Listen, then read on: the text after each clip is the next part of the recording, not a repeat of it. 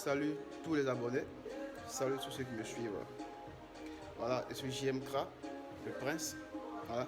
Et j'aimerais exprimer mon ras-le-bol concernant le comportement de nous, Ivoiriens, envers nos personnalités et nos icônes. Quelque chose que j'ai trop gardé, il faut que j'en parle. Je suis qu'il y en a qui ont ça en cœur, mais ils disent ça dans la rue, ils disent ça comme ça. Mais moi, je prends le dos de pouvoir parler de ça à tout le monde. Il faudrait qu'on change de comportement. La reconnaissance de nos icônes. De ça, je vais parler aujourd'hui. La reconnaissance de nos icônes.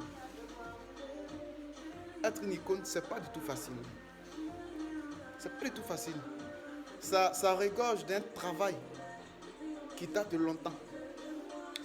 Je prends le cas de Didier Drogba. Je commence par la première personne parce que c'est lui vraiment, son écartement m'a fait très mal. Une icône nationale, internationale, une personne par qui on est allé à la Coupe du Monde, par qui aujourd'hui dans n'importe quel pays tu vas passer. Il suffit seulement de dire que tu viens du pays de Didier Drogba et on te laisse passer. Il suffit seulement de dire que tu viens du pays de Didier Drogba et on te laisse passer.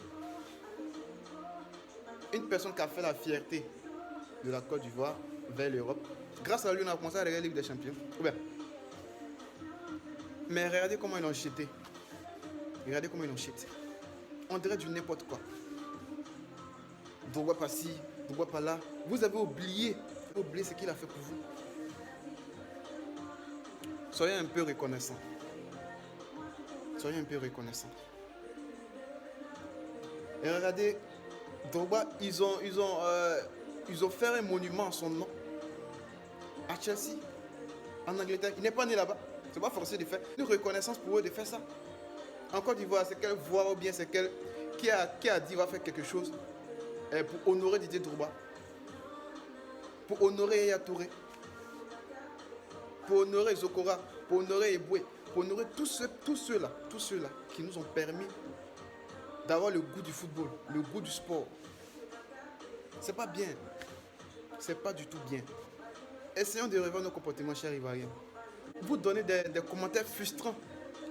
Vous insultez sans savoir ce qui se passe. Quand une personne est en déclin, soit c'est à cause de son âge, soit c'est parce qu'il n'arrive pas à faire ce qu'il faisait avant. Mais il faut le comprendre. Nous, on n'arrive pas à comprendre. Nous, là, il faut qu'il soit à 100% à chaque fois. Il faut que cette personne soit à 100% à chaque fois. Même toi-même, là. Tu ne peux jamais vivre depuis que tu es né jusqu'à aujourd'hui 100%. Forcément, un jour, tu as migraine. Forcément, un jour, tu as mal au ventre. Arrêtons ça. C'est pas du tout bien. C'est comme si on est en train de dévaloriser nos icônes envers d'autres. Et puis on préfère d'autres. Ouais, David, pas bien. Apprécions-nous d'abord avant. Ça, c'est le cas de Didier Drogba qui me fait très mal. Mais c'est mon papa. Je sais que lui, c'est un grand homme. Il a déjà passé ce cap-là. Donc ça, ce n'est rien. Dans le mouvement un peu décalé. Ou bien de la musique, le showbiz. Regardez DJ Arafat. Il a brillé, il nous a fait danser ici. À chaque fois, il nous fait danser. Comme il commence à avoir des petits bobos, tout le monde a lâché. Hey, Arafat ivoirien. Arafat il est comme ça, il est comme ça, il est comme ça. Ok, Arafat est décédé. C'est maintenant que vous allez venir montrer. Il est trop fin, vous êtes trop fin. Lui au moins, il y a ses amis et des personnes qui savent ce qu'il a fait. Ils l'ont honoré. Ils l'ont honoré. Ils ont fait au moins. Si on comptait sur ces fans-là, qui pourra faire ça? Les gens qui chantent, qui parlent à longueur de journée. Ah, c'est comme ça, c'est comme ça. Tu peux faire quoi? Maintenant, on n'a qu'à donner 10 d'or à DJ Arafat, à titre posthume. Maintenant, vous dites que vous êtes trop chinois. Cherchez maintenant un disque d'or, le Daichi. Ça, c'est le cas Arafat. On a boycotté les jeunes jusqu'à aujourd'hui, voilà ça. Oh, c'est grâce à lui le coupé décalé à voyager. Je vais maintenant sur son cas, le cas de Débordeur Lucoufa, son ami personnel. Un gars qui parle, quand lui parle là, c'est 2 ans après, 5 ans après, vous comprenez.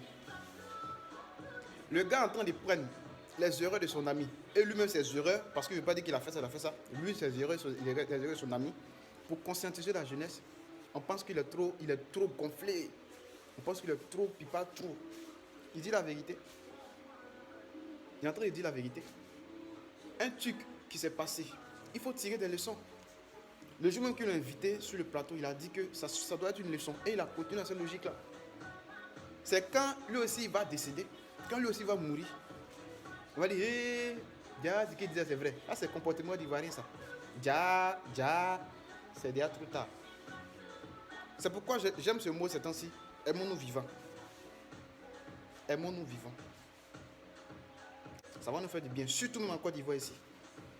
Où on aime torpiller les gens, où on aime à néant autrui, où on aime mettre toujours les autres personnes devant, alors que tu n'as pas apprécié ton enfant qui est à la maison. Et c'est ce comportement-là qui prend partout, même dans le milieu du travail, de professionnel, partout. On aime autrui, quand quelqu'un quitte là-bas et puis il vient, c'est lui qui est fort. Lui-même qui est ici, là, on ignore ses compétences. On ignore ses compétences. On va arrêter ce comportement. Moi, c'était mon ras-le-bol. Et je reviendrai encore sur une autre vidéo pour parler encore de ce genre de comportement là que nous avons. Nous devons adopter le savoir-vivre. Le savoir-vivre. Le savoir-vivre. Les noms que j'ai cités dans cette vidéo, je vous salue au passage. Vous êtes des icônes pour moi. Vous êtes des exemples à suivre pour moi. Merci et merci. Ciao, bonne journée.